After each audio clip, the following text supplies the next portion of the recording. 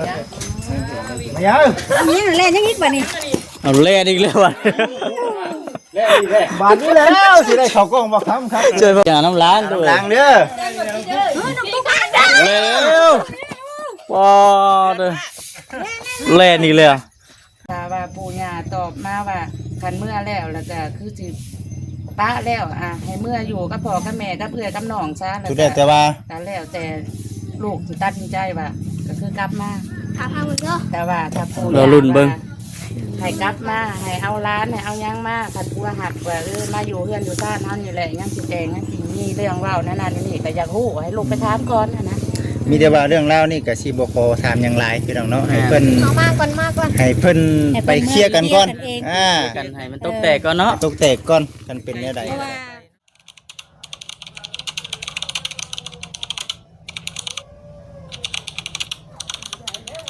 แล้วนังตุ๊กเมื่อไรมือปลาแล้วบ่ผมมือว่ากันลูกเจ้าเดี๋ยวปลาไปนี่น้องตุ๊กเพิ่นสิเมื่อเลยได้เมื่อยังแนวอยากให้ลูกเมื่อถามเบิ่งปู่ย่าเขานะให้มันจะแจ้งบ่ให้มันจะแจ้งนี่นางตุ๊กมาอยู่กับแบบว่ามันก็บ่สบายใจมีแต่ว่าอยากเมื่อเนาะอยากแต่ว่ายังบ่เห็นตัวนํมาแล้วก็เลยเมื่อถามให้เข้าใจรายละเอียดเราก็ถูกอยู่เลยเนาะเพราะว่าทางตุ๊กเพิ่นมาดนเลยเนาะช่วงนี้พ่อกับแม่ก็บ่ค่อยว่างมาเที่ยวไปเที่ยวมาเพราะว่าหาเงินเนาะแบบว่าทำงานมันลำบากแบบหาสาวกินคำก็หูอยู่เนาะแม่นั่นแหละไปเที่ยวมามันเรื่องบ่จบมันก็บ่แล้วบ่ถูกจักเถื่อมันก็หาเงินยากนะจะถามรายละเอียดแล้วจังให้น้องกลับมาแรงนี่แหละแปลว่าคือว่าเอาเมื่อถามแล้วพ่อกับแม่สินั่งท่านี่สิมาคืนคือเอาอยู่บ่นี่ก็ถามรายละเอียดหรือปู่ย่าตอบว่าแนวใดผัวตอบว่าแนวใดสิให้กลับไปอยู่เอาลูกเอาเต่าไปบ่แต่ก็อยากรู้ว่ามื้อแต่งอีกเพิ่นสินัดเลื่อนบ่หรือว่าแนวใดนะกันว่ายังหักยังแพงก็ถือว่าก็ลูกเต้ายืมกันก็ได้เนาะถ้าว่าปู่ย่าตอบมาว่าคันเมื่อแล้วก็คือสิป้าแล้วให้เมื่ออยู่กับพ่อกับแม่กับเพื่อนกับน้องซะสุดแต่ว่าแล้วแต่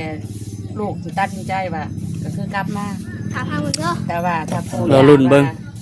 ให้กลับมาให้เอาร้านให้เอายังมาคันผัวหักว่ามาอยู่เพื่อนอยู่ซ่านเฮานี่แหละยังสิแจงยังสิมีเรื่องเว้านั่นนี่ก็อยากฮู้ให้ลูกไปถามก่อนนะ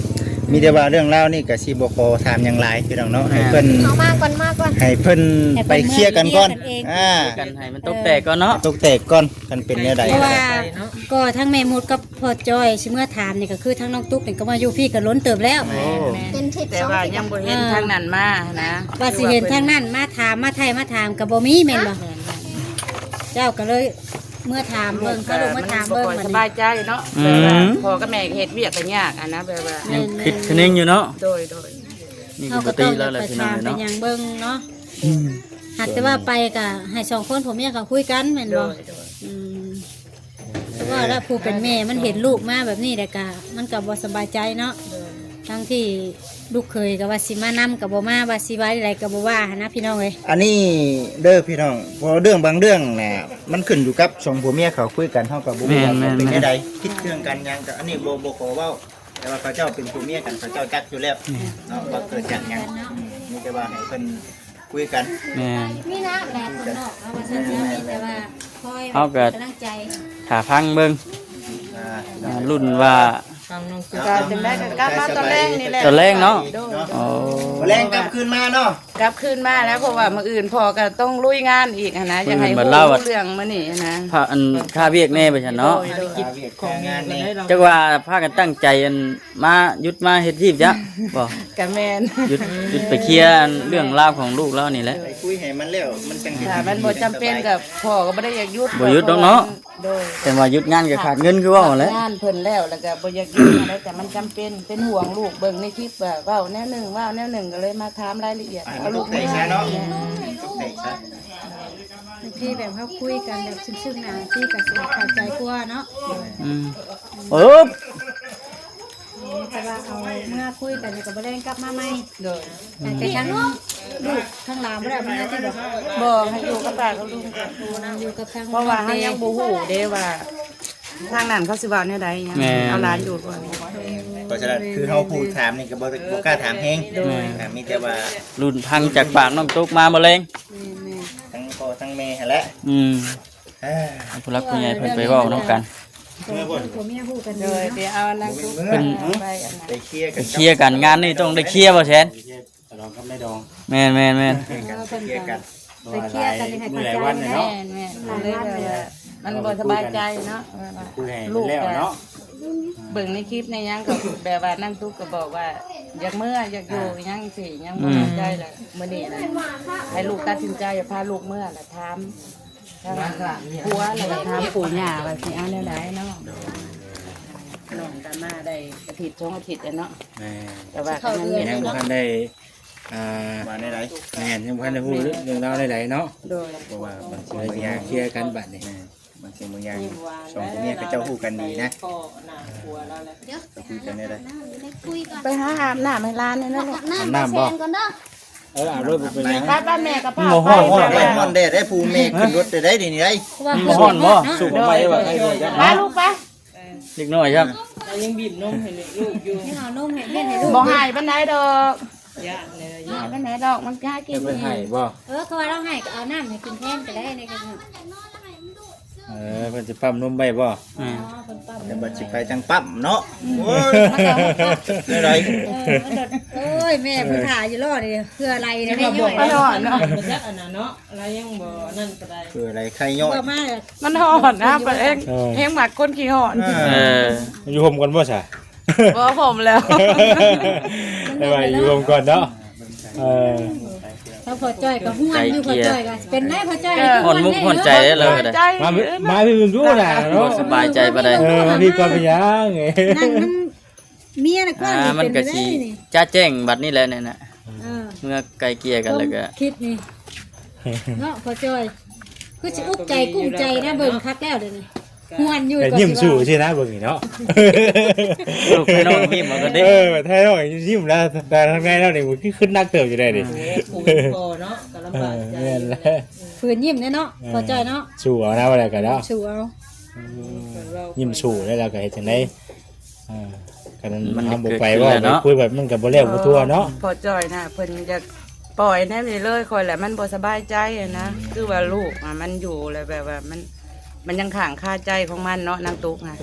แบบว่ายังเว้าอีกยังบ่ฮู้เรื่องเลยพอแปลว่าอยากเอามากับเอื้อยแล้วว่าอยากให้แล้วเลยแนวนี้มันผัดบ่แล้วหั่นนะลูกเพิ่นเนาะ ต้องบอกต้องครอบเนาะ ข่อยเลยบ่สบายใจเลยไปเบิ่งพาลูกไปเบิ่ง เป็นในรายการ เป็นอะไร เนาะ เนาะ ต้องเบาตกเตะกันคือว่าแน่เนาะ โดย เมื่อเฮามาแบบนี้มันก็ต้องอย่าพูดที่ไปที่มาแหละเนาะเพราะว่าน้องตุ๊กมาอยู่พี่ก็สิข่าวเดือนแล้วแล้วก็ยังบ่มีทั้งนั้นมาไทยมาถาม ถ้าว่าปู่ย่าเพิ่นบอกว่า ขันเมื่อแล้วแล้วก็บ่ต้องมาดอกอิหยังสิคือว่าอย่าห่างเลยอิหยังจังสิก็อยากเข้าใจให้เป็นได้ความตอบนะอยากให้นางตุ๊กได้ความตอบจากปู่และย่าแล้วก็ผัวนะ อืม มันจังแบบว่า มันบ่มีอิหยังคัดของกันแล้วอิหยังสิก็ยังดีนะแต่อันนี้มันแปลว่า ความหมายยังบ่ฮู้อิหยังนะ เฮาก็เลยยังบ่ฮู้ว่าสิหาจังไดต่อ แม่น กับชีวิตน้องตุ๊กสิให้อยู่พี่หรือสิอยู่พุ่นเฮาก็ยังบ่ทันได้ฮู้แบบชัดเจนเนาะ แม่น ไทยเบิ่งเนาะ คือว่ามันนี่ก็อยากให้ฮู้ฮะเนาะคันว่า เพิ่น จบ ฮู้แล้ ก็ วบ่ อยากให้แม่นคันว่าจบก็อยากให้จบในมื้อนี้คันว่ามันบ่จบก็สิมีเรื่องเว้าต่อก็ต้องเว้ากันใหม่หยังเรื่องแต่งเรื่องหยังคำว่าเขายังบ่จบอะนะ อืม นั่นนี่ เขายังบ่จบก็เว้าเรื่องแต่งเรื่องหยังบัดนี้เนาะ โดย แต่เพิ่นฮู้แล้วว่าเฮาสิไป ยังบ่ฮู้ อ๋อ เพราะว่ามาหับเอาลูกก่อนแล้วก็มาเว้ากับลูก เอาแล้วก็ทำเมื่อพุ่น คือว่าคือหลายเพิ่นก็อยู่เฮือนเนาะอันทางอัน แม่น ผสมแล้วก็ไปทางใด น้ำใส่เป็นแค่นมเตะได้ไหม เด้อเบิ่งเด้อไอ้น้องตุ๊กเอ้ย มีโฮมมี แม่ฮอนแดดได้นี่ เนาะ ให้ปั๊มนมไว้บ่ คันอยู่การมันบ่มีความชัดเจนน่ะมันก็ลูกมันก็อยู่ยากตามที่ข่อยคิดเนาะแบบว่ามันลำบากอะนะจักสิเมื่อจักสิอยู่จักสิเอาแนวใดแนวนี้อะ เอาเนี่ยได้ สำหรับที่ว่า แจ้งเฮาแบบมีลูกน้อยแล้วเนาะ แม่น เฮายังบ่ทันได้มีลูกยังว่าเฮาอยู่โตวผู้เดียวก็ยังอีกซ้ำหนึงเด้ อืม ถ้าว่าทั้งปู่ย่าบ่หับเอาแล้วทั้งผัวบ่หับเอาแล้วก็ยังว่าตัดสินใจแล้วมาอยู่เฮือนกับเอื้อยกับอ้ายเลยยังว่าเด็ดขาด ลงไป นะ ให้ลูกแล้วได้บ่ขวดหนึงเอาซุป บ่ บ่ได้ซัก บ่ใช่เกือบเลยเกือบเป็นนี่หัวปลาเกือบเลยนะ ไปบ่จ้อยบ่ได้ติดเลยไป ลุยบัดนี้ สมัยเพิ่นคุยกันดูเพื่อนเพิ่นทั้งนี้ได้ยินใช่ เนาะโอ้ เดี๋ยวผักไหมว่าเห็นเนาะปลาเด้อย อมเพื่อนเลยข่อยก็ได้ยอมเลยแต่ก็ตัวซักครึ่งหนึงก็ได้ดิฝากไปลาทุเอา บ่ดีใจบ่ได้มันแดดตอนนี้ แม่นบ่ เสียงดังใช่ป่ะ เนาะ สิมาหาบัวนี่เสียงดัง เอาแล้วน้องตุ๊กบาทนี่ ไปเอาเอ้ยเดินทาง ไป ใจนะพูดต้องยิ้มเลยจังไหน รุ่นเบิ่งแมลงพี่น้องเนาะว่าสิเป็นแนวใด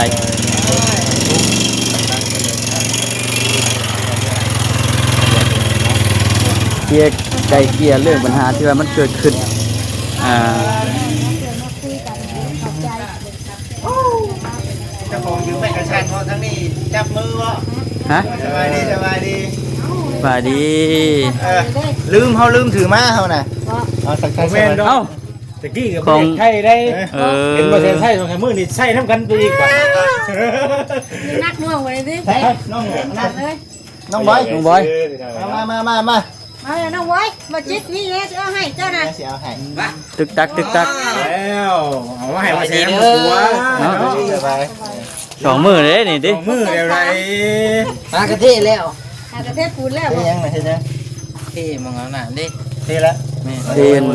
กันเพื่อน แล้วจังไปเบิ่งจ้าเนาะไปเบิ่งน้ำข่อยก่อน มีข้าวดีอีกบ่เดี๋ยวนี้ ข่าวดี เอาแล้ว มา ยังไงบ่เชียน ได้ละ มันติดน้อยจะกิน บ่ติดนะ อยู่รถมายัง อันนี้เล่นยังนิดบ่นี่ เอาแล่อีกแล้วว่ะ บาทนี้แล้วสิได้เข้ากล้องบ่ครับ เจอพมดเดือดเทียบจะท่วงคอยมือเอาชื่อบ่ดีก็ได้ให้แล้วเล่นอีกอยู่เล่นอีกแล้วเอาแล้วลูกตุ๊กเล่นผ่านกล้องบ่ค้ำอีกแล้วบาดนี่ ทางบ้านนี่ ไม่เล่นยัง จักเล่นยัง เล่นกระพุกกระพา เออ สิกินเบิดอยู่บ่เฮ้ยตอนนั้นก็เต็มอีกแล้วพี่น้องเอ้ยเนาะ ยังเด้บาด บ่เดือบ่ เป็นยังบ้านนี่ อ่ะเด้อ ใช่น่ะ บังนะ มันจะฟ้องมันเนาะนานยินบอก โอ้ ปอด เต็ม เถอะ ไปพี่น้องเอ้ยเนาะ ใช่ว่า2โลบ่จิต ฮะ บ่ว่านี่คือ2โลนี่ มันเป็น2โลเด้ แม่นแล้วบัดนี้ เนาะ 2กระสอบพอได้ มัน100โลเลยเด้ดิมันบ่จิตว่าผิดแล้ว จัดหนักจัดเต็มให้อีกพี่น้องเอ้ยเป็นงเด้อ โอ้ ยอดพี่น้องเอ้ยเนาะ คนละสอบเลยบ่นี่ บ่เอาคนสอง จะเป็นกันได้เลย ก็สิไหวบ่เฮ้ย ยายนะ โอ้ โอ้อ่านตามเลยสาว ไอ้เราคนในลูกจะได้ทำบ่พอเฮ็ดดอกให้ บ่จิตเด้อบ่ลองบ่ โอ้ง ตัวที่เลย เออ ไปเลยว่าจอดนั่นน่ะ เอาแล้ว เป็นยังเจ้ายังบ่ทันได้ เอาผู้ใหญ่ก่อนสิ อ่า โอ้ยไปเลยก่อนดีกว่าจบหนึ่ง โอ้ยคืออยากให้แท้พี่น้องเอ้ยให้ผิดจะได้ชันตามจุดประสงค์ของเราผู้ใหญ่เพิ่นเนาะ ได้จังน้ำล้างตัว ล้างเด้อ เฮ้ยน้องตุ๊กตาดัง เร็วปอดเล่นอีกเลยเฮ็ดเล่นผ่านกล้องบ่ค้ำอีกเลยเล่นผ่านกล้องบ่ค้ำครับได้ก็เฮ็ดล็อกเด้อ มา น้ำนี่คือจังนักเนาะ โอ้ งานเสาคนมันนักว่ะงานผู้เดียวคือเบาที่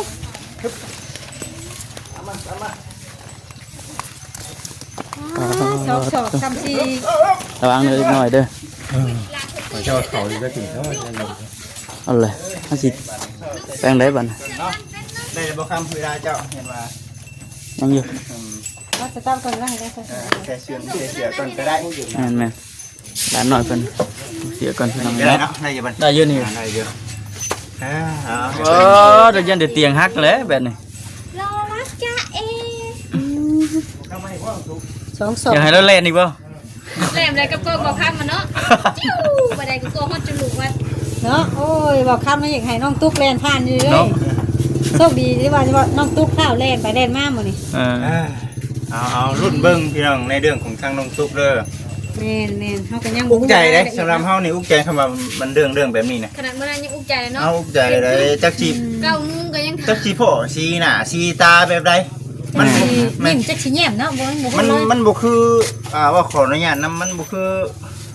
ไปไหวไปคอได้เนาะอันนั้นเด้ ไปเว้ากันนี่ติ ต่างคนต่างยิ้มเข้าหากันนะ เฮาไปไหว้ไปขอต่างคนต่างดีใจเด้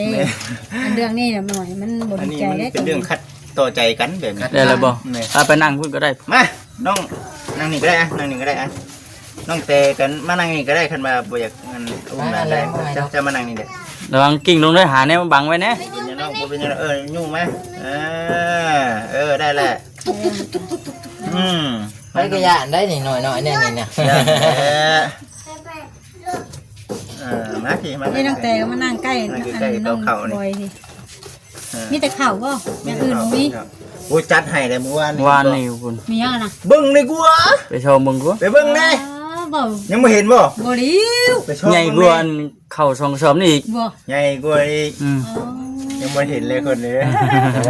บ่แล้วน้องแต่กับน้องบอยก็บ่ได้อันบอกข่าวอีหยังเลย ช่อ ว่าง เบิ่งเนี่ยใกล้ๆนะ เอาคิดว่าสิเบิ่งคลิปเพิ่นเนาะ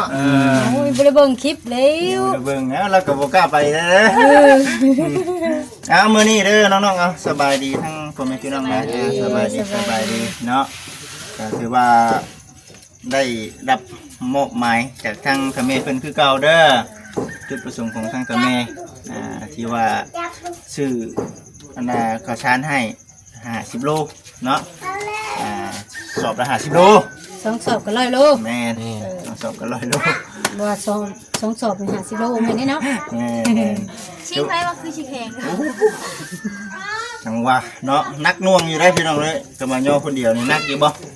เติมหนึงอยู่ดิ ก็ธรรมดา โอ้โห เป็นยอดสองเลยจ้ะ เป็นย่อสองคนนี่นักตัวอีกบ่ได้ปล่อยให้เพิ่นนาย่อบัดนา ย่ ส อ อง ผู้เดียว ไป ไป ซะ สอง เนาะ สอบซะเนาะ เหี่ยวผู้เดียวด้วยเบาดิอืม เอานี่แหละพี่น้องเอ้ยก็ถือว่า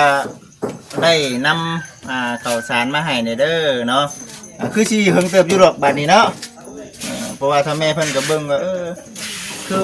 ฮู้นั่นแหละน้องๆเพิ่นก็เก่งบ่ค้าถามบ่เก่งจักสิ สิไปสิหาเนาะ เนี่ยสิหาช่วงนี้ก็จังสิหายังมาสั่น น้ำพังอันหากับข้าวกับน้ำใส่ปากก็ยังทั้งยากว่าซั่นซะ หลายท่านเพิ่นก็เข้าใจหลายท่านเพิ่นก็บ่เข้าใจแต่ว่าก็เอ้าบ่เป็นหยังเบิ่งตามความเป็นจริงเด้อพี่น้องเด้อเนาะคนแรกมีแต่ว่าในอนาคตคือเว้าแน่แหละเอาเด็กเอาละออกเนาะสมมุติว่าหาเงินหาคำได้เนาะ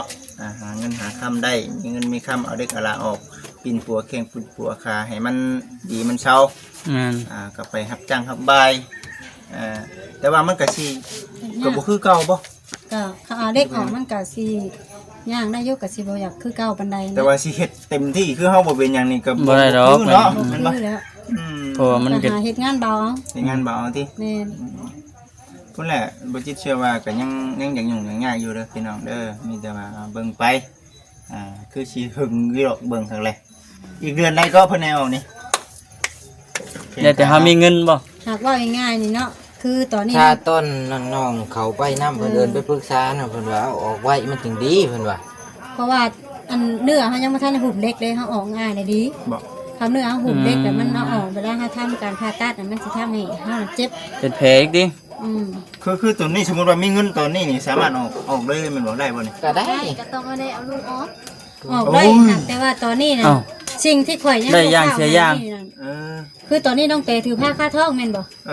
อ ถ้าว่าเฮาสิไปเอาเล็กออกน้องเตก็ต้องได้ทำให้เด็กน้อยออกก่อน ได้ย่างใช้ย่างบ่ แม่น อย่างเสียอย่าง เพิ่นคือเป็นนั่นหมายความว่า เพราะว่าเฮาผ่านี่เฮาต้องได้ใส่ยาสลบ ใช่ยาสลบมันมีการกระทบกับเด็กน้อย อันนี้ถามผู้คมผู้เด้อพี่น้องสิว่าบ่คิดตั้งบ่จักหยังบ่จักดีๆนะ เพื่อเฮาบ่ฮู้เนาะ ดื่มคือเชื่อดูมือ บ่ฮู้ ถ้าว่า เด้ น้องเตยังบ่ทันได้ถือผ้านี่ ได้ ถ้าสมมติว่ามีเงินมีคำนี่ก็คือเอาออกได้ เออ แม่บ่มีปัญหาหยัง แสดงว่าวิทย์ลูกวิทย์เต้าก่อน เพราะว่ากระดูกมันต่อเลยเด้ เออ แต่ตอนนี้คำยางขี้ได้ยังอดไล่ก็ให้น้องแต่นี่คลอดลูกก่อนคลอดลูกออกมาแล้วสั่งมีเงินมีคำแล้วสั่ง อ่ะบ่จิ คอยไปผ้า ร่างกายแข็งคือแข็งแรงก่อนเนาะจังสิ จังสิว่ากันเนาะแม่นบ่ โอ้ปวดเลยเนาะตำไม่โอเคปะพี่น้องเนาะจังได๋ก็พบกันคลิปหน้าคลิปต่อไปเด้อพี่น้องเด้อสบายดี